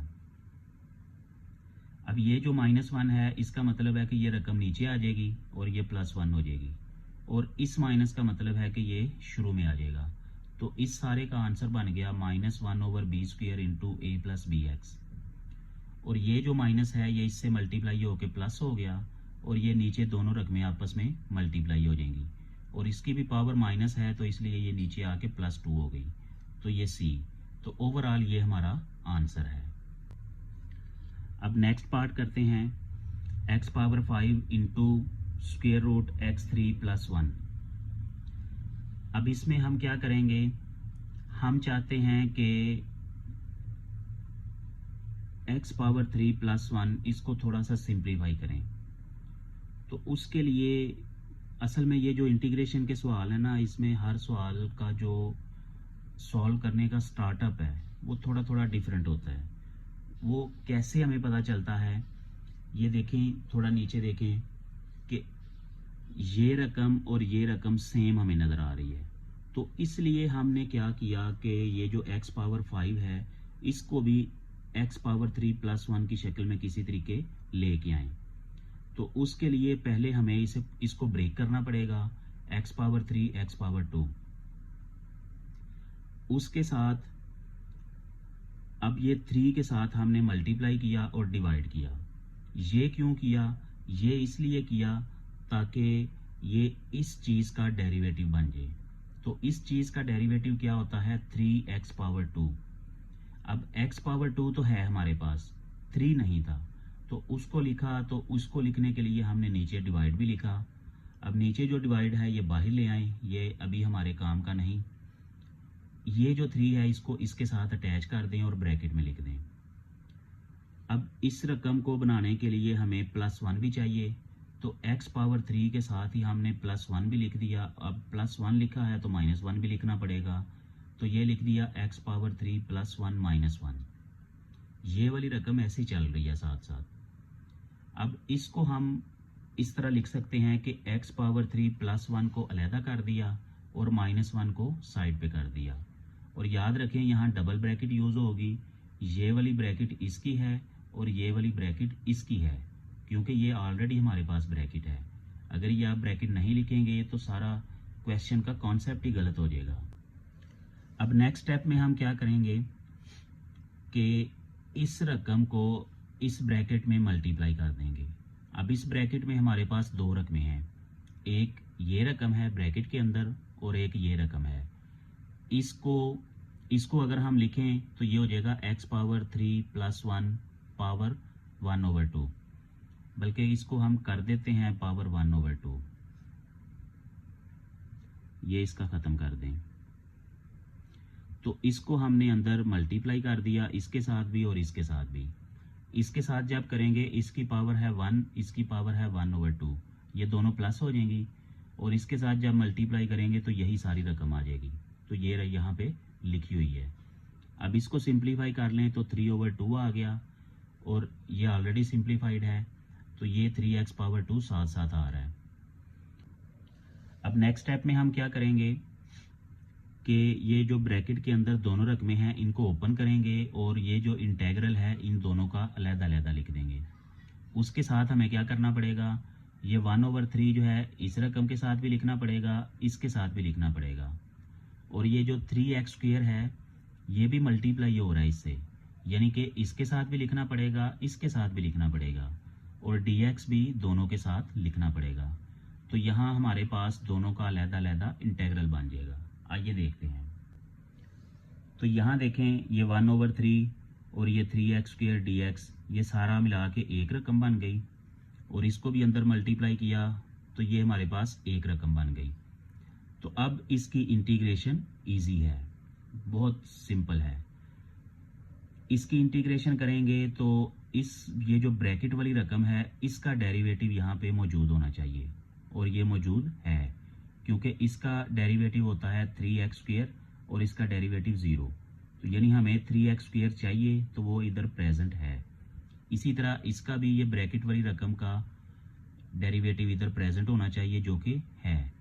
तो अब इसकी इंटीग्रेशन करते हैं। ये 1/3 ये वाला, यहाँ पावर रूल अप्लाई होगा, 3/2 + 1, 3/2 + 1, ये -1/3, पावर रूल 1/2 + 1 डिवाइडेड बाई 1/2 + 1, और ये कांस्टेंट ऑफ इंटीग्रेशन।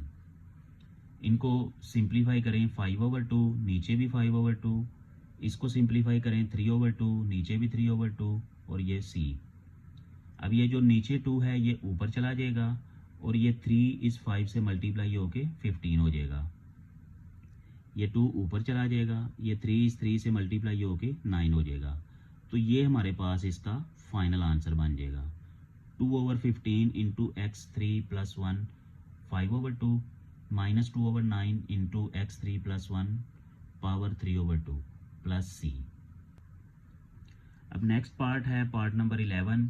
ये रकम है, तो तीनों रकमें प्लस हो रही हैं। पहले हमने सॉल्यूशन में रकम लिखी, तीनों रकमों का अलग-अलग इंटेग्रल लिख दिया। अब इसमें से जो कांस्टेंट है उसको बाहर ले आए। अब ये पावर रूल लगेगा 1 + 1/1 + 1।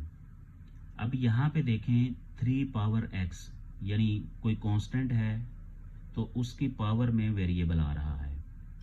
तो याद रखें, इसका जो इंटीग्रेशन होता है वो ये है कि यही फंक्शन को हम लिख लेते हैं, और डिवाइड में ये जो बेस होता है ये नेचुरल लॉगरिथम के साथ आ जाता है। इसकी रीज़न भी यहाँ लिख देते हैं, since integration of a power x dx is equal to a power x divided by natural log a। तो यहाँ देखें बिल्कुल वही है कि ये जो फंक्शन है वो एज सच लिख दिया और डिवाइड कर दिया नेचुरल लॉग जो इसका बेस है, और यहाँ पे पावर रूल लगेगा x पावर 3 + 1 डिवाइडेड बाई 3 + 1। अब ये 2 हो गया, ये भी 2 हो गया, ये ऐसे ही है, ये 4 और ये भी नीचे 4। अब ये मज़ीद सिंप्लीफाई नहीं हो सकता, तो लिहाजा यही इसका आंसर है। अब next part number 12, 7 power natural log x dx। इसकी हमने इंटीग्रेशन करनी है। पहले हमने फंक्शन लिख लिया।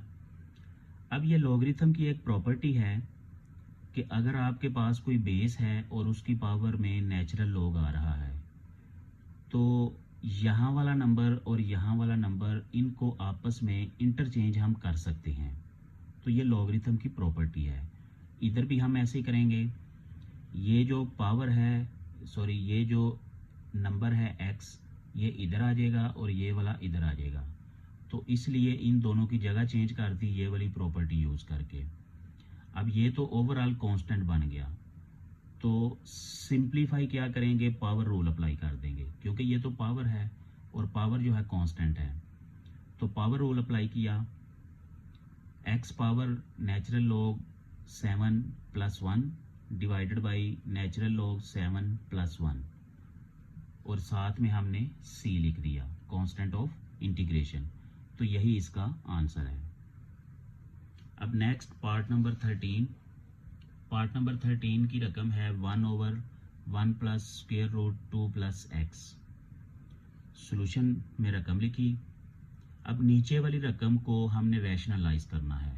तो रैशनलाइज का तरीका आपको बताया हुआ है कि ये वाला सिंबल चेंज करके हमने रकम ऊपर लिख दी।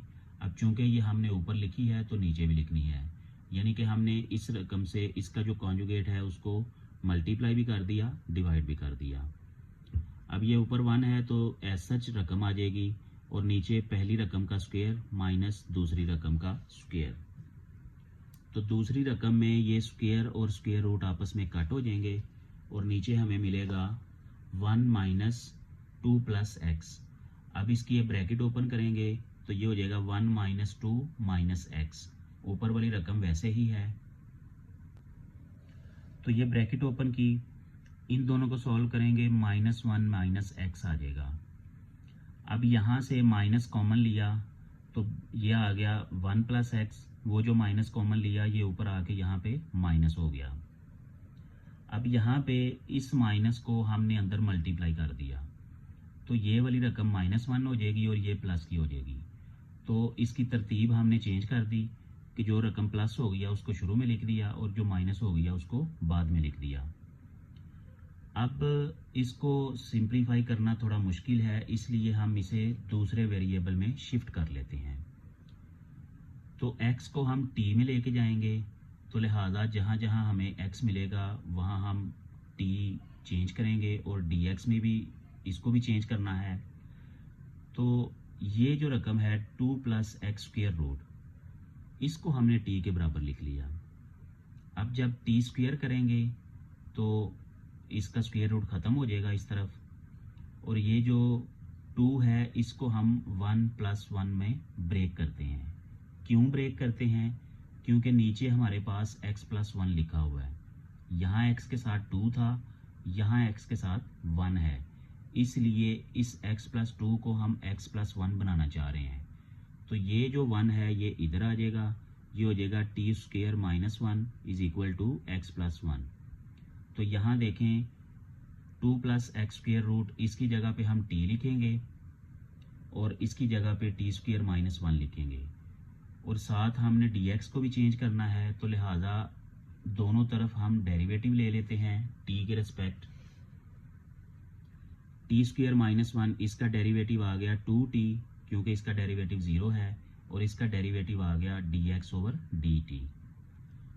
तो चूंकि हमने dx लेना है तो लिहाजा ये dt इधर आ जाएगा, तो ये हो जाएगा 2t dt।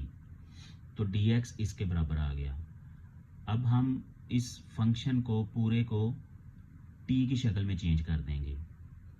तो 2 प्लस एक्स स्क्वायर रूट, इसकी जगह पे t लिख दिया और ये -1 साथ है, और नीचे जो x प्लस 1 है उसकी जगह पे हमने t स्क्वायर माइनस 1 फाइंड किया हुआ था, और ये dx की जगह पे 2t dt लिख दिया। अब नीचे जो t स्क्वायर माइनस 1 है इसको हम फैक्टराइज करेंगे, तो ये हो जाएगा t minus 1 into T plus 1। तो t माइनस 1 ऊपर नीचे कट हो गया तो हमारे पास आ गया t प्लस 1, ऊपर है हमारे पास 2t dt। अब नेक्स्ट हम ये करेंगे कि जो नीचे रकम है उस जैसी रकम ऊपर बनाएंगे। अब नीचे है हमारे पास t प्लस 1, तो ऊपर भी हम इसको t प्लस 1 बनाने की कोशिश करते हैं। तो उसके लिए क्या करते हैं, यहाँ पे हम +2 -2 लिख देते हैं। अब बनाना तो हमें +1 चाहिए, लेकिन +2 क्यों लिखें? वो इसलिए क्योंकि यहाँ हमारे पास 2t है, तो अगर हम +2 लिखेंगे तो यहाँ से कॉमन ले सकते हैं, क्योंकि हमने बाद में t प्लस 1 ही बनाना है। तो ये देखें 2t प्लस 2 -2, तो यहाँ से 2 कॉमन लिया, ये हो जाएगा t प्लस 1। अब ये जो नीचे वाला t प्लस 1 है इसको हमने इस रकम के नीचे भी लिख दिया, और ये जो -2 है उसके नीचे भी लिख दिया। अब ये जो 2 है ये तो कट हो गया, ये सिर्फ 2 आएगा और इधर ये सारी रकम ही आएगी। तो अब नेक्स्ट हम क्या करेंगे, इन दोनों रकमों का अलग-अलग इंटेग्रल लिख देंगे। तो उसके लिए ये देखें इंटेग्रल लिखा, ये 2 कांस्टेंट है बाहर आ गया, यहाँ dt, और ये भी 2 कांस्टेंट है बाहर आ गया, और नीचे t प्लस 1। तो यहाँ पे पावर रूल अप्लाई होगा, ये आ जाएगा t, और यहाँ पे लॉगरिथमिक आएगा इसका, क्योंकि ये 1 ओवर t प्लस 1 है। तो इसका जो इंटेग्रल होता है ये होता है नेचुरल लॉग, और ये जो नीचे रकम होती है ये सारी इसके आगे। अब ये तो आंसर आया हमारा t में। हमारे पास रकम थी x वाली क्वेश्चन में, तो इसलिए t को x में वापस चेंज करेंगे। जहाँ जहाँ आपको t नज़र आ रहा है वहाँ वहाँ x प्लस 2 स्क्वायर रूट लिख दें। तो इसकी जगह पे भी लिख दिया और इसकी जगह पे भी लिख दिया। तो ये हमारे पास इसका फाइनल आंसर आ गया। और इसके साथ ही हमारा क्वेश्चन नंबर 3 भी कंप्लीट हो जाता है। अब क्वेश्चन नंबर 4 स्टार्ट करते हैं। इसमें भी हमने इवेल्युएट करना है, लेकिन इसमें आप देखें कि आपको ट्रिग्नोमेट्रिक फंक्शंस नज़र आ रहे हैं। तो ट्रिग्नोमेट्रिक फंक्शंस की जो इंटीग्रेशन है उनके फार्मूले हमने सीखे हुए हैं। तो पार्ट 1 है इंटीग्रेशन ऑफ कोसेकेंट एक्स। तो कोसेकेंट एक्स की जो इंटीग्रेशन है वो होती है natural log cosecant x minus cot x plus C constant of integration. दूसरा पार्ट है कोट स्क्वायर एक्स। अब कोट स्क्वायर एक्स की जो इंटीग्रेशन है उसको पहले हम दूसरे फंक्शन में लेके जाते हैं कोसेकेंट में, क्योंकि कोट स्क्वायर एक्स की जो इंटीग्रेशन है वो हमारे पास नहीं है, इतनी सिंपल नहीं है। तो पहले हम इसको चेंज करेंगे कोसेकेंट स्क्वायर एक्स माइनस 1 में। तो इन दोनों की अलग-अलग इंटीग्रेशन लिखेंगे। कोसेकेंट स्क्वायर एक्स की जो इंटीग्रेशन है ये होती है माइनस कोट एक्स, और ये 1 की इंटीग्रेशन है एक्स, और ये कांस्टेंट ऑफ इंटीग्रेशन। तो हमें ये कोशिश करनी चाहिए कि सिंप्लीफाइड वे में जाके इसको सॉल्व करें। अब नेक्स्ट पार्ट नंबर 3 है second power 4 x d x. तो इसको पहले हम ब्रेक करेंगे सेकेंड स्क्वायर एक्स, यानी 2 दफ़ा मल्टीप्लाई करके लिख दिया। अब इसको हम चेंज करेंगे tan वाले फॉर्मूले में। ये बराबर होता है 1 प्लस tan स्क्वायर एक्स। अब ये जो सेकेंड स्क्वायर एक्स है बाहर, इसको हम अंदर मल्टीप्लाई करेंगे इससे भी और इससे भी, साथ ही साथ हम इनका इंटेग्रल भी सेपरेट कर देंगे। तो इसको 1 से मल्टीप्लाई किया, यही आ गया सेकेंड स्क्वायर एक्स इंटीग्रेशन, और इसको जब इससे मल्टीप्लाई किया तो ये आ गया tan square x second square x. अब ये हमारे पास दो अलग-अलग इंटीग्रेशन बन गए। अब इसकी जो इंटीग्रेशन है ये होती है tan x, और यहाँ पे tan स्क्वायर एक्स की इंटीग्रेशन जो है ये होती है, ये बेसिकली पावर रूल यहाँ पे अप्लाई होगा।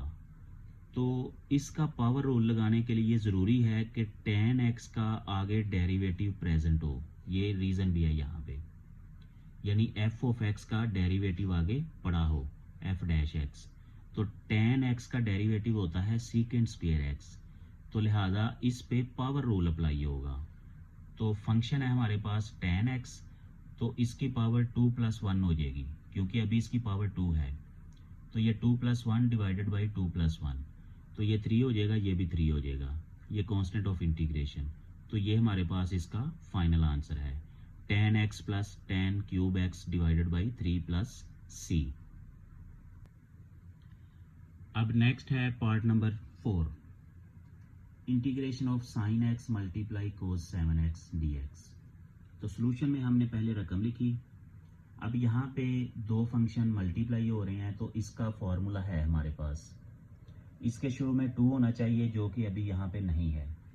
तो हम अपने पास से 2 मल्टीप्लाई भी लिख देते हैं और डिवाइड भी लिख देते हैं। तो जो मल्टीप्लाई वाला 2 है वो इसमें यूज़ हो के फार्मूला बना देगा, और जो डिवाइड वाला 2 है वो शुरू में आ जाएगा। तो ये बराबर होता है sine of a plus b plus sine of a minus b. तो इसलिए यहाँ a जो है वो हमारे पास x है, b जो है वो हमारे पास 7x है। तो ये हो जाएगा sign of x plus 7x, और ये हो जाएगा sign of x minus 7x। तो ये हो जाएगा 8x, और ये हो जाएगा माइनस 6x। अब साइन की ये प्रॉपर्टी है कि उसके आगे माइनस वाला एंगल हो तो वो माइनस शुरू में आ जाता है, और वो इसके साथ मल्टीप्लाई होके माइनस हो जाएगा।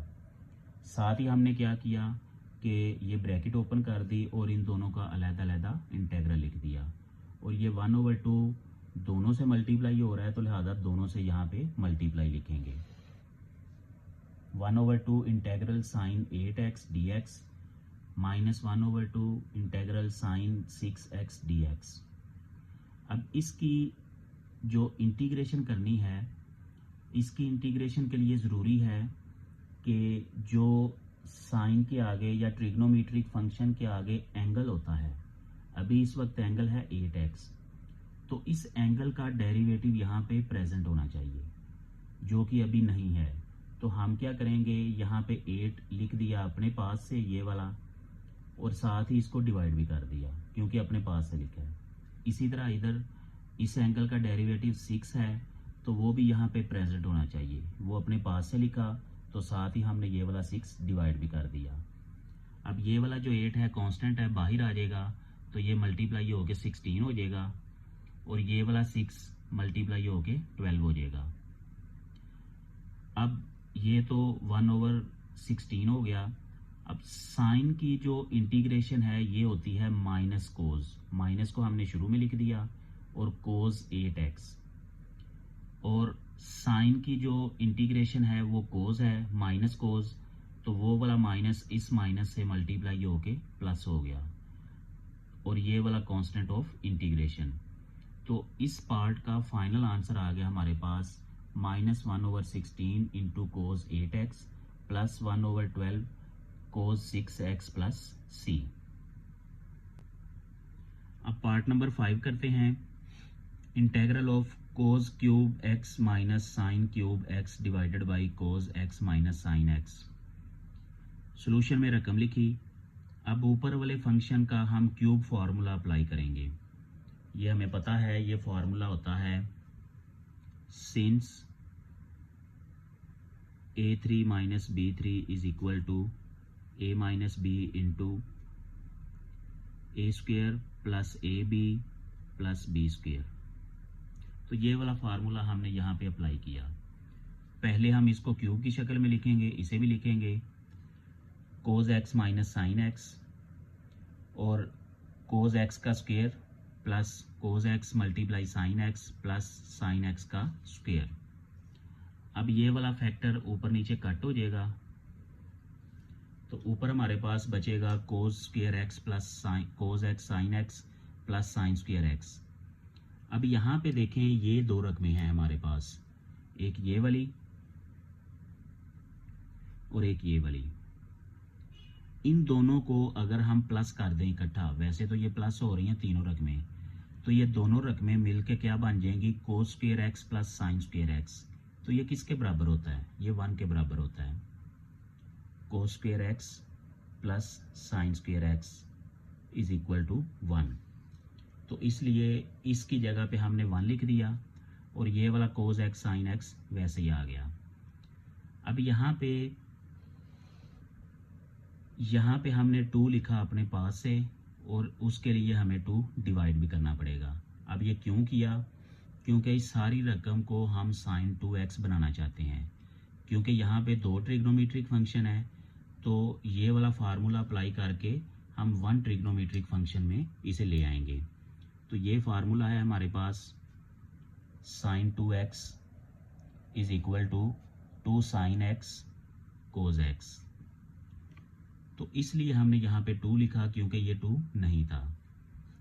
तो ये फार्मूला बन गया 1 plus sign 2x over 2 dx। अब नेक्स्ट स्टेप में इन दोनों रकमों का अलग-अलग इंटेग्रल लिख देंगे। तो दोनों का अलग-अलग इंटेग्रल लिख दिया। ये 1 का इंटेग्रल हो गया, और ये साइन 2x ओवर 2 का इंटेग्रल हो गया। अब यहाँ पे देखें, ये 2 आपको नज़र आ रहा है। ये बेसिकली जब हमने इसकी इंटीग्रेशन करनी है तो इसके एंगल का डेरिवेटिव यहाँ प्रेजेंट होना चाहिए, जो कि नहीं है। तो उसको प्रेजेंट करने के लिए हमने अपने पास से 2 मल्टीप्लाई किया यहाँ। तो ये 2 मल्टीप्लाई किया है, तो साथ ही साथ ये डिवाइड भी कर देंगे। अब ये डिवाइड वाला 2 बाहर आ जाएगा, क्योंकि इसकी ज़रूरत नहीं हमें इधर, ये कांस्टेंट है, ये 4 हो जाएगा। तो अंदर आ जाएगा sine 2x into 2 into d x. तो अब इसकी इंटीग्रेशन आ जाएगी कोस 2x, क्योंकि साइन की जो इंटीग्रेशन है वो माइनस कोस 2x बनेगी। तो माइनस हमने इधर लिख दिया, और इसकी इंटीग्रेशन x। अब ये माइनस इससे मल्टीप्लाई होके माइनस हो गया, तो यही इसका फाइनल आंसर है। अब पार्ट नंबर 6 करते हैं। Integral of cos 2x divided by sine x plus cos x. तो सॉल्यूशन में हमने रकम लिखी। अब cos 2x को हमने चेंज किया cos square x minus sign square x में, ये इसका फार्मूला होता है। अब इसका हम स्क्वायर करेंगे, इसका स्क्वायर लिखा, इसका स्क्वायर लिखा। अब ये माइनस है, अब इसमें फार्मूला यूज़ होगा a square minus b square is equal to a plus b into a minus b. तो इन दोनों को प्लस करके लिखा, फिर माइनस करके लिखा। अब ये जो प्लस वाला फैक्टर है ऊपर नीचे, ये तो कट हो गया और माइनस वाला फैक्टर हमारे पास बचा, तो माइनस वाला फैक्टर लिख दिया। अब इन दोनों का अलग-अलग इंटेग्रल लिख दिया। अब देखिए यहाँ एंगल 1x है, यहाँ भी एंगल 1x है, तो इसका आगे डेरिवेटिव यानी 1 पड़ा हुआ है, तो ये हमें बनाने की ज़रूरत नहीं। तो cos x का डेरिवेटिव cos x का इंटेग्रल sin x होता है और sin x का इंटेग्रल cos x होता है, माइनस cos x। तो ये माइनस और ये वाला माइनस मिलके प्लस हो गया, तो यही इसका आंसर है। अब नेक्स्ट पार्ट करते हैं, part number 7, integral of square root 1 minus cos 2x dx। Solution में रकम लिखी। अब ये जो रकम है इसको हम चेंज करेंगे साइन में। इसका फार्मूला होता है cos 2x is equal to 1 minus 2 sine square x. अब चूंकि 1 माइनस cos 2x है हमारे पास, तो इसको इस तरफ ले आएंगे तो ये इस तरफ आ जाएगा, ये इधर आके प्लस हो गया, ये इधर आके माइनस हो गया। तो 1 minus cos 2x is equal to 2 sine square x. तो इसकी जगह पे हम ये लिखेंगे। अब ये दोनों रकमें मल्टीप्लाई हो रही हैं और दोनों स्क्वायर रूट में हैं। इसका स्क्वायर रूट अलग कर लिया, इसका स्क्वायर रूट अलग कर लिया। अब ये स्क्वायर रूट और स्क्वायर आपस में कट हो गया, तो यहाँ पे साइन एक्स बचा और ये जो 2 स्क्वायर रूट है ये कांस्टेंट है, ये इंटीग्रेशन से बाहर ले गए। अब ये बाहर है, साइन एक्स की इंटीग्रेशन करेंगे। साइन एक्स की इंटीग्रेशन होती है माइनस कोस एक्स। अब ये माइनस शुरू में आ गया, तो ये इसका फाइनल आंसर है minus 2 square root cos x plus सी। अब नेक्स्ट हम पार्ट नंबर 8 करते हैं, integral of 1 over 1 plus cos x. Solution में हमने रकम लिखी। अब यहाँ नीचे 1 प्लस कोस एक्स नज़र आ रहा है, इसको हमने हाफ एंगल आइडेंटिटी में चेंज करना है। तो कोस 2x जो होता है ये 2 कोस स्क्वायर एक्स माइनस 1 के इक्वल होता है, तो माइनस 1 को इधर ले आएँ तो 1 plus cos 2x is equal to 2 cos square x. लेकिन यहाँ पे देखें हमारे पास 1x है, तो अगर हम यहाँ पे 1x कर दें तो यहाँ पे x ओवर 2 हो जाएगा, क्योंकि हाफ एंगल आइडेंटिटी फार्मूला है। तो इसलिए ये यहाँ पे आ गया 2 कोस स्क्वायर एक्स ओवर 2। अब यहाँ पे ये जो 2 है ये बाहर आ जाएगा और ये जो कोस स्क्वायर एक्स ओवर 2 है ये डिवीजन में है तो ऊपर चला जाएगा, ये सीकेंट स्क्वायर बन जाएगा। यानी ये लिख देता हूँ यहाँ पे, secant x is equal to 1 over cos x, ये इसके इक्वल होता है। तो चूंकि इसका स्क्वायर है तो लिहाजा इधर भी स्क्वायर आ जाएगा। अब हमने सीकेंट स्क्वायर एक्स की इंटीग्रेशन करनी है, उसके लिए हमें इसके एंगल का डेरिवेटिव आगे मौजूद चाहिए। तो एंगल का डेरिवेटिव 1 ओवर 2 है, तो वो 1 ओवर 2 हमने लिखा, लेकिन ये चूंकि अपने पास से लिखा तो इसलिए ऊपर भी 2 लिख दिया। अब ऊपर वाला 2 जो है ये बाहर आ जाएगा, क्योंकि यहाँ अंदर हमें इसकी ज़रूरत नहीं। तो ये हो जाएगा secant square x over 2 into 1 over 2 into d x. अब ये जो बाहर ऊपर नीचे 2 है ये कट हो जाएगा, कट होके 1 हो गया। तो सीकेंट स्क्वायर एक्स का डेरिवेटिव होता है tan x। तो x चूँकि x ओवर 2 है तो लिहाजा इसका फाइनल आंसर आएगा tan x ओवर 2 प्लस सी। अब इसका पार्ट नंबर 9 करते हैं, integral of sine 2x divided by 1 plus sine square x square root. तो सॉल्यूशन में हमने सबसे पहले रकम लिखी। अब ये जो साइन 2x है इसको हमने हाफ एंगल आइडेंटिटी में चेंज किया, यानी कि 2 साइन एक्स कोस एक्स। उसके बाद ये जो नीचे स्क्वायर रूट में रकम है इसको हमने किसी और वेरिएबल में फ़र्ज कर लिया, कोई भी वेरिएबल हो सकता है, u कर लिया, u is equal to 1 plus sine square x. अब इसका हमने डेरिवेटिव लिया x के रिस्पेक्ट, तो ये हो गया D you over D x, और इसका जब डेरिवेटिव लिया तो ये ज़ीरो हो गया, और इसका डेरिवेटिव आ गया 2 साइन एक्स, और फिर इसका दोबारा डेरिवेटिव साइन एक्स का, तो ये हो जाएगा कोज एक्स। तो ये आ गया हमारे पास 2 साइन एक्स कोज एक्स, और ये जो नीचे डी एक्स है ये इधर ऊपर आ जाएगा, तो d u is equal to 2 sine x d x. इसका मतलब है कि 1 प्लस साइन स्क्वेयर एक्स की जगह पे हम u लिखेंगे, यानी यहाँ पे, और 2 sine x cos x d x, इस सारी रकम की जगह पे हम डी यू लिखेंगे। तो ये वैल्यूज़ पुट कर दी, 1 ओवर यू स्क्वेयर रूट और ये डी यू। अब ये जो नीचे यू स्क्वेयर रूट आ रहा है इसको ऊपर ले गए, यू पावर -1 ओवर 2। अब यहाँ पे पावर रूल अप्लाई कर दिया, -1 ओवर 2 प्लस 1, इधर भी -1 ओवर 2 प्लस 1, सिंप्लीफाई किया 1 ओवर 2, नीचे भी 1 ओवर 2। अब ये जो नीचे 2 है ये ऊपर चला जाएगा, और ये इसको हम स्क्वायर रूट में लिख देंगे। अब हमारा आंसर u में नहीं बल्कि x में चाहिए, तो u को हमने 1 प्लस साइन स्क्वायर एक्स के बराबर फर्ज किया हुआ था, इसलिए ये वैल्यू पुट कर दी। तो ये हमारा फाइनल आंसर आ गया 2 square root 1 plus sine square x plus c। अब हम क्वेश्चन नंबर 4 का लास्ट पार्ट करेंगे, part number 10, integral of 1 minus cos 2x divided by 1 plus cos 2x। अब सोल्यूशन में हमने रकम लिखी, अब इसको भी हाफ एंगल आइडेंटिटी में चेंज किया और इसको भी हाफ एंगल आइडेंटिटी में चेंज किया। याद रखें 1 माइनस कोस 2x हो तो वो यहाँ पे साइन का फंक्शन देता है, और अगर यहाँ पे प्लस हो तो ये कोस का फंक्शन देता है। अब ऊपर नीचे ये जो 2 है ये कट हो जाएगा, साइन स्क्वेयर एक्स ओवर कोस स्क्वेयर एक्स, ये टेन स्क्वेयर एक्स हो जाएगा। अब टेन स्क्वेयर एक्स को हमने चेंज कर दिया सीकेंड स्क्वेयर एक्स, क्योंकि सीकेंड स्क्वेयर एक्स का इंटीग्रेशन हमारे पास होता है। तो अब इन दोनों का अलग-अलग इंटीग्रेशन लिख दिया, integration of sine square x, sorry integration of secant square x d x minus integration of 1 D x. अब इसकी इंटीग्रेशन होती है टेन एक्स, इसकी इंटीग्रेशन होती है एक्स, तो ये हमारे पास इसका आंसर आ गया tan x minus x plus c. तो इसके साथ ही क्वेश्चन नंबर 4 कंप्लीट हो जाता है, साथ ही साथ हमारी एक्सरसाइज 3.1 भी कंप्लीट हो जाती है। तो ये जो इंटीग्रेशन का कॉन्सेप्ट है ये इतना मुश्किल कॉन्सेप्ट नहीं है, बहुत इजी कॉन्सेप्ट है। अगर आपको डेरिवेशन आती है तो इसका मतलब है कि आपको इंटीग्रेशन समझने में कोई प्रॉब्लम नहीं है।